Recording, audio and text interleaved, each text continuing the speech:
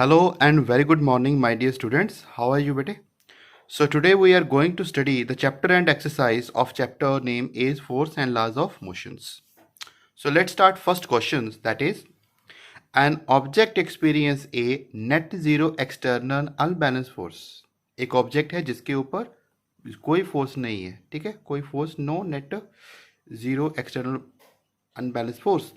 Is it possible for the object to be travelling with non zero velocity? क्या वो object लगातार एक ही velocity के साथ चल सकता है? If yes, state the condition that must be placed on the magnitude and directions of the velocity. If no, provide reason. Okay, so its answer is according to the laws of according to Newton's first law of motion. बेटी हमने Newton का first law पढ़ा है, उसमें हमने क्या था, if the object is in motion then object will continue move in that directions with constant speed. Okay, if no net external force applied on it. अब इसका मतलब अगर कोई ऑब्जेक्ट एक ही डायरेक्शंस में मूव कर रहा है तो वो उतनी ही वेलोसिटी के साथ सेम डायरेक्शंस में लगातार चलता रहेगा जब तक उस पर एक्सटर्नल फोर्स अप्लाई ना हो. Similar, this is the answer of the first part कि no net external force is needed to move an object with constant velocity, so the object travel with constant velocity when it experience net zero external unbalance force. जब इस पर कोई force नहीं लगती तो अगर object चल रहा है तो वो लगातार चलता ही रहेगा कांस्टेंट वेलोसिटी के साथ अलोंग द सेम डायरेक्शंस. ठीक है, तो उसका magnitude of the velocity is constant. तो जो भी जिस भी वेलोसिटी के साथ वो चल रहा है वो मैग्नीट्यूड इसका क्या रहेगा, constant, and the direction is also same. Okay, and second case है इफ नो. इफ नो मतलब अगर ऑब्जेक्ट आपका रेस्ट पे है तब क्या होगा? The object may also not move at all if it experience a net zero external unbalance force. This is because the object may be at rest in the beginning. अगर object rest पे होगा तो वो rest पे ही रहेगा जब तक उस पर फोर्स अप्लाई नहीं होती. Okay, so this question is based on the Newton first law of motions. Okay, these all most of the question in this your chapter and exercise is based on Newton's first, second and third law. अब चलते हैं question number second. When carpet is beaten with the stick, dust comes out of it. Explain. तो जब भी हम carpet को hit करते हैं विद द स्टिक तो उसके डस्ट जो है वो बाहर आती है. क्यों? Because of Newton first law of motion. तो फर्स्ट लॉ ऑफ मोशन में क्या था, इसको बोलेंगे इनर्शिया ऑफ रेस्ट पे. When the carpet is beaten with stick, fiber of carpet come in motion and the dust falls down due to inertia of rest. ठीक है, तो वो डस्ट थी वो due to inertia of rest लगातार rest पे थी. So carpet come into rapid motions but the dust remain rest so that dust comes out of the carpet. ये हो गया सेकंड. थर्ड है why is it advise to tie any luggage kept on the roof of bus with the rope. तो bus के ऊपर जो छत होती है उसके ऊपर, तो उसके ऊपर जो जितना भी लगेज होता है, सामान होता है, उसको रस्सी के साथ हम टाई करते हैं. क्यों?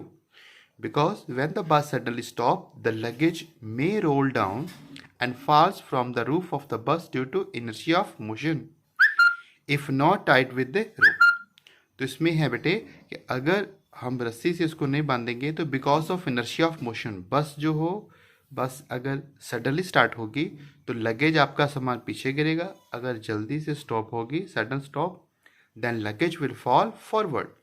Because of this it is advised that tie the luggage with the rope.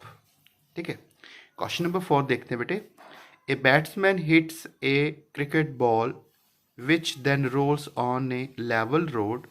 After covering a short distance the ball comes to rest. The ball slow to A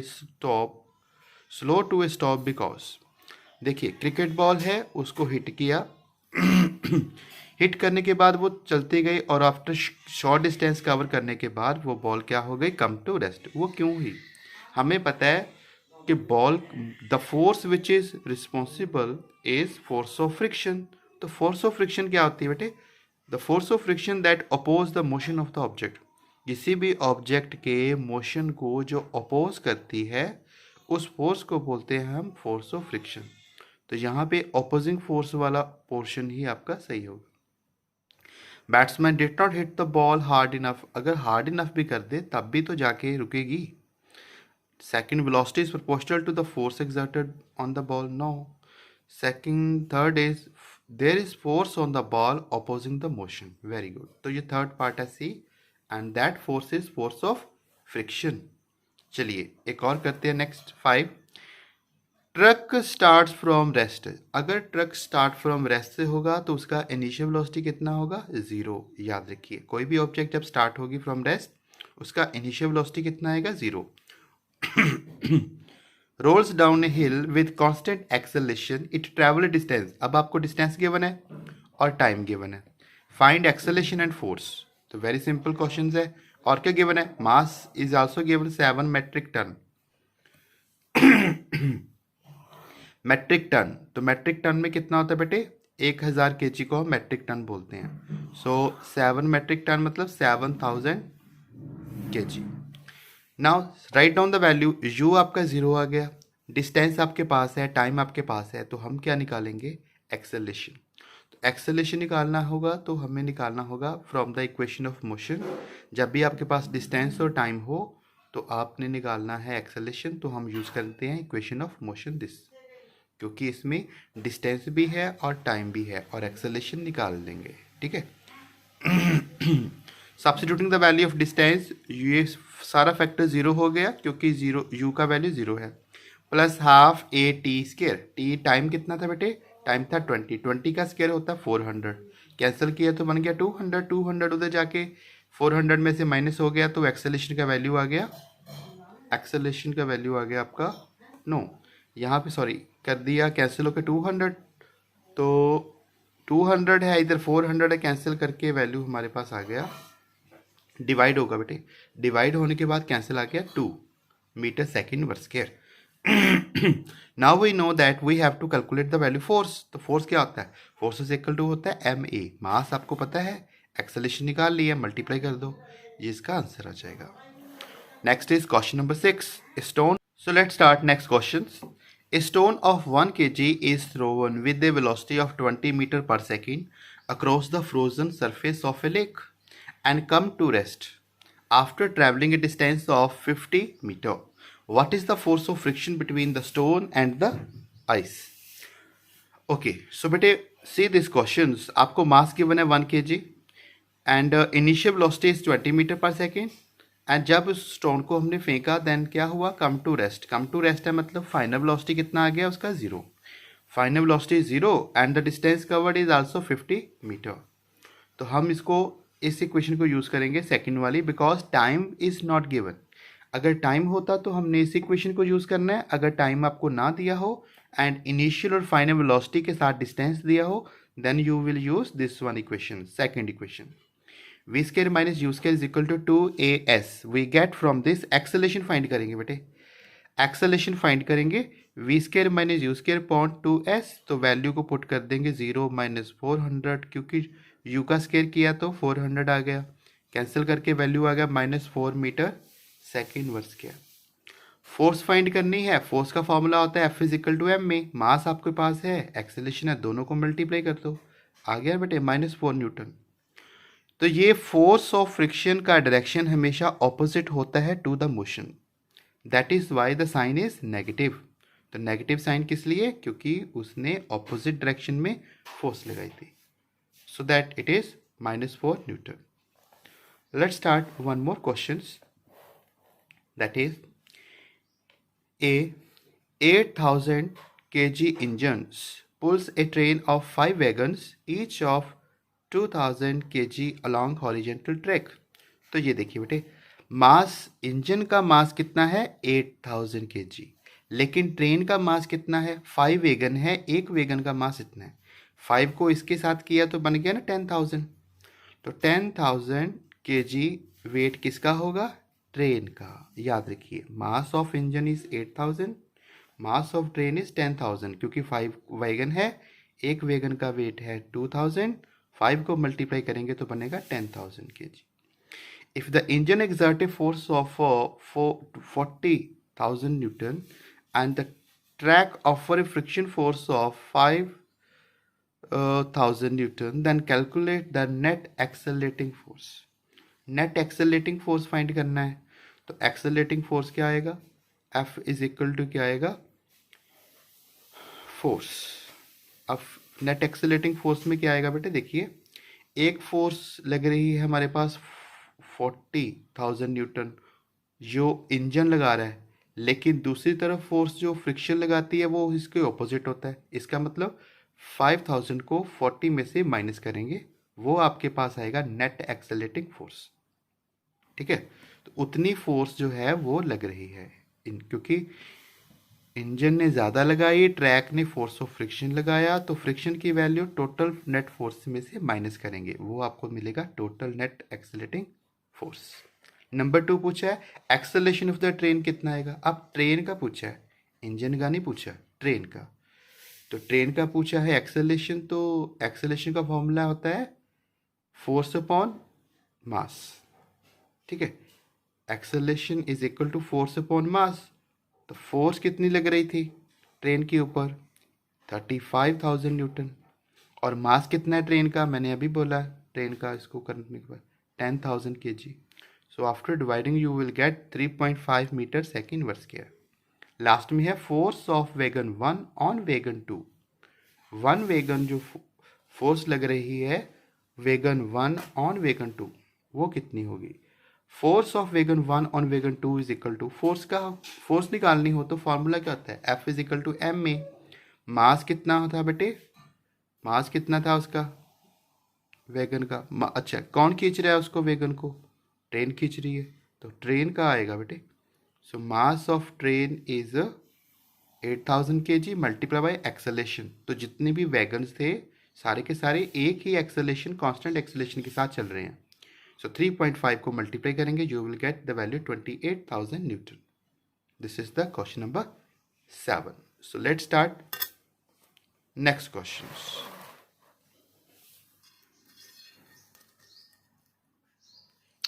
okay, next question है बेटे, automobile vehicle has a mass of 1500 kg. What must be the force between the vehicle and the road if the vehicle is to be stopped with negative acceleration of 1.7 metre second inverse scale.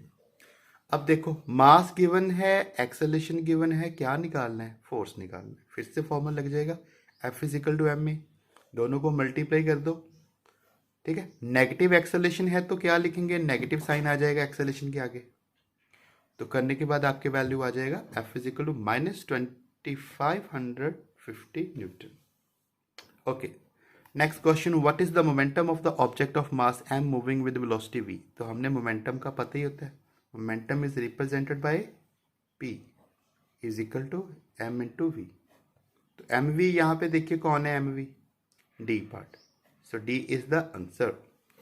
Question number is 10, using a horizontal force of 200 Newton, we intend to move a wooden cabinet across a floor at a constant velocity. What is the friction force that will be exerted on the cabinet? अब देखिए frictional force कितना होता है बेटे, हम चाहते हैं horizontal force लगाई है 200 न्यूटन। ठीक है, we intend to move wooden cabinet across a floor at a constant velocity. What is the force of friction? तो बेटे जितना वेट होता है ना उतनी ही फोर्स ऑफ फ्रिक्शन होगी। ठीक है, what is the frictional force that will exert on the cabinet. तो बात मेरी एक याद रखिए, जितनी फोर्स हम लगाते हैं ना उतनी ही फोर्स ऑफ फ्रिक्शन उसकी होती है। जितना वेट होता है ना ऑब्जेक्ट का तो उतनी ही फोर्स ऑफ फ्रिक्शन लगेगी। अगर फोर्स ठीक है उतनी ही लगेगी तभी इसकी जो वेलोसिटी आएगी वो कांस्टेंट होगी। अगर फोर्स ऑफ फ्रिक्शन इससे ज़्यादा होगी तो ऑब्जेक्ट मूव नहीं करेगा, अगर फोर्स ऑफ फ्रिक्शन इससे कम होगी तो ये ऑब्जेक्ट का एक्सेलेरेशन और हो जाएगा। So it means that cabinet will move with constant velocity if net external force acting on it is zero. तो उसके ऊपर कोई एक्सटर्नल फोर्स अगर नहीं लगेगी तो वो कांस्टेंट वेलोसिटी के साथ चलेगा। Since horizontal force of 200 Newton acts on cabinet in the forward direction, therefore net external force acting on it will be zero if frictional force is 200 Newton acts on it. Thus friction force is 200 Newton. आप direct भी लिख सकते हो बेटा इतना, ये भी लिख सकते हो, इतना ही आप लिख लो, दैट इज ऑल्सो ओके। ठीक है, ये वैल्यू लिख लेनी है, साथ में आप ये छोटा सा रिलेशन लिख सकते हो कि force of friction is proportional to the weight. ठीक है, तो जितना वेट होगा उतनी फोर्स ऑफ फ्रिक्शन होगी। सो वेट या फिर फोर्स न्यूटन जो होगी वो हमें कितना है 200 न्यूटन, और उतनी ही फ्रिक्शन होगी, that means 200 Newton. So let's start next questions. Two balls each of mass 1.5 kg are moving in the same straight line but in opposite directions. दो बॉल्स है बेटे, दोनों मूव कर रही हैं but in opposite direction. Velocity of each ball, दोनों का velocity same है। बिफोर द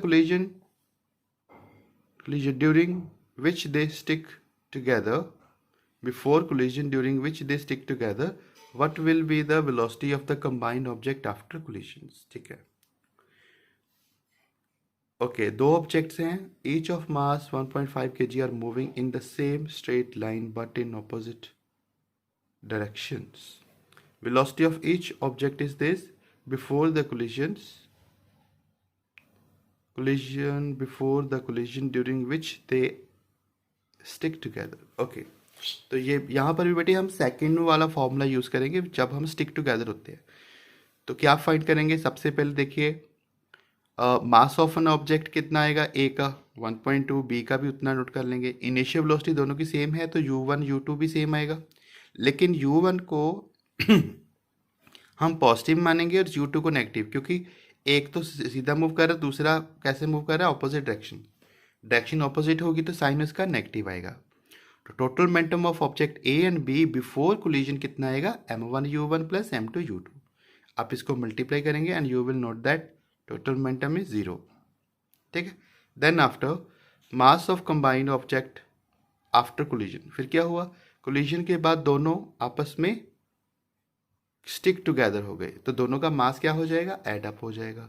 अगर दोनों इकट्ठे हो गए स्टिक टुगेदर ईच अदर, दोनों का मास एड अप हो जाएगा, मास का वैल्यू बन जाएगा m1 प्लस m2 मतलब 3 kg, and both move with same velocity that is v। ठीक है, तो इसको वेलोसिटी के साथ मल्टीप्लाई करेंगे तो 3v आ जाएगा विच इज इक्वल टू 0। अब law of conservation of momentum क्या होता था, momentum after collision is equal to momentum before collision. Before collision की वैल्यू कितना आया बेटे, 0 पुट कर दिया। आफ्टर कोलिजन कितना था, 3v है तो 3v लिख दिया। v फाइंड करना है, v का वैल्यू भी 0 आ जाएगा। ठीक है, तो इस क्वेश्चन को भी हम करेंगे। नेक्स्ट क्वेश्चन है हमारे पास question number 12। According to the third law of motions, when we push on an object, object pushes back on us with equal and opposite force. If the object is massive truck parked along roadside, it will probably not move. The student justifies this by answering that two opposite and unequal force cancel each other. Comment on this logic and explain why the truck does not move. But a truck does not move because the force exerted on the truck is less and the force of friction is more. ठीक है, तो आप इतना ही लिख देंगे। When we push, यहाँ से start करेंगे आपका answer. When we push massive truck, then the force applied on the truck is not sufficient to overcome the force of friction between the tires and the truck and the ground. देखिए बेटे, truck का मास बहुत ज़्यादा होता है, अगर हम उसके वेट के इक्वल फोर्स उस पर लगाएंगे तभी वो मूव करेगा। अगर वो फोर्स कम होगी तो फोर्स ऑफ फ्रिक्शन ज़्यादा होगी, जिसके कारण ट्रक मूव नहीं करेगा। So the truck does not move. The ground will move only if the force applied on it is greater than the friction force. तो अगर उस पर फोर्स हम बहुत ज़्यादा लगाएंगे, कितनी फोर्स लगाएंगे, जितना वेट 10 का है, जितना वेट ट्रक का होगा उससे ज़्यादा फोर्स ट्रक पे लगाएंगे, only then truck will move forward. Otherwise it will remain at a rest positions. Next question है एक और, a hockey ball of mass a hockey ball of mass 200 gram traveling at 10 meter per second is struck by hockey stick so as to return it along its original path with velocity of 5 metre पर second. Calculate change in momentum. Change in momentum क्या होता है बेटे? Change in momentum होता था हमारे पास M V minus M we two. तो वेलोसिटी चेंजेस होती है इसमें. फर्स्ट का वेलोसिटी हम पॉजिटिव लेंगे तो सेकंड का वेलोसिटी क्या लेंगे? क्योंकि return to its long original path है ना, मतलब पहले ऑब्जेक्ट जा रहा था, फिर हॉकी ने स्टिक से उसको ऑपोजिट डायरेक्शन में रिटर्न कर दिया. जब ऑपोजिट में फोर्स लगा के लगाया तो उसकी वेलोसिटी कितनी हो गई? 5 मीटर पर सेकेंड. लेकिन डायरेक्शन ऑपोजिट है तो साइन क्या इसका आएगा? 5 का नेगेटिव. मास को हम कन्वर्ट कर देंगे केजी में. 200 ग्राम है तो ये बन गया 0.2 kg. Initial velocity v1 is given. v2 को हम नेगेटिव लेंगे क्योंकि इसकी पाथ रिटर्न हो गई है ऑपोजिट. तो क्या होता है बेटे? Final minus initial. तो यहाँ पे हम कर लेंगे चेंज इन वेलोसिटी. तो v m v one minus M we two, लेकिन यहाँ पे v का वैल्यू है नेगेटिव. तो v का वैल्यू अगर हम यहाँ पुट करेंगे तो नेगेटिव नेगेटिव क्या हो जाएगा? पॉजिटिव. पॉजिटिव होगा तो मास इधर होगा लेकिन वेलोसिटी दोनों की ऐड अप हो जाएंगी. ऐड अप होने के बाद वैल्यू बन जाएगा 0.2 मल्टीप्लाई 15 3 kg मीटर पर second. This is the change in momentum. Okay, one more questions. A bullet of mass 10 gram traveling horizontally with the velocity of 150 meter per second strike a stationary wooden block and come to rest. ये question आप खुद try कीजिए थोड़े से. ठीक है, मास given है तो इसको केजी में कन्वर्ट कर दो. इनिशियल वेलोसिटी गिवन है, strike stationary wooden block and come to rest. अगर कम टू रेस्ट है तो फाइनल वेलोसिटी 0. टाइम कितना है? टाइम आपको गिवन है. And what you have to calculate? Distance find करना है. डिस्टेंस फाइंड करना है तो आपको क्या फाइंड करना होगा यहाँ से? एक्सेलरेशन. तो एक्सेलरेशन भी आप फाइंड कर सकते हैं by using first equation of this. ठीक है, इस फर्स्ट इक्वेशन ऑफ मोशन को हम यूज़ करेंगे. v is equal to u plus a t. और इसको यूज़ करने के बाद नेक्स्ट वी हैव एक्सेलरेशन का वैल्यू बेटे फाइंड कर लेंगे. यहाँ से एक्सेलरेशन की वैल्यू फाइंड करेंगे तो डिस्टेंस का फॉर्मूला नोट कर लेंगे क्योंकि हमें टाइम और डिस्टेंस गिवन था. तो टाइम और उसकी एक्सेलरेशन का वैल्यू पता है तो आसानी से डिस्टेंस फाइंड कर लेंगे. देन आफ्टर हम इसका F is equal to m में मास ऑफ फोर्स को भी फाइंड कर लेंगे. सो ऐसे ही ये क्वेश्चंस भी मैं आपको दे रहा हूँ बेटे. ये ऐसे क्वेश्चंस मैंने लास्ट वीडियो लेक्चर में करवाए हुए हैं आपको. These 2 questions is important for you. You can do this one. इसमें भी चेंज इन वेलोसिटी ही है. Find the magnitude of force. Force find करना है. Change in momentum upon time आ जाएगा. मोमेंटम निकाल लीजिए पहले का, सेकंड का, अपॉन टाइम से कर देना. ये रीजनिंग क्वेश्चंस है. इसमें पढ़ लेना, सिंपल लाइन ही है. Rahul was correct. तो ये आपका क्वेश्चन हो गया. ये आपकी चैप्टर एंड एक्सरसाइज फिर फिनिश है बेटे. ठीक है, तो ये सारे क्वेश्चंस मैं आपको बेटे PDF फाइल सेंड कर रहा हूँ. तो आप ये सारे क्वेश्चन ट्राई करना, अपनी नोटबुक के ऊपर भी करना.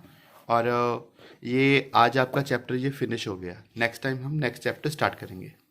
Thank you.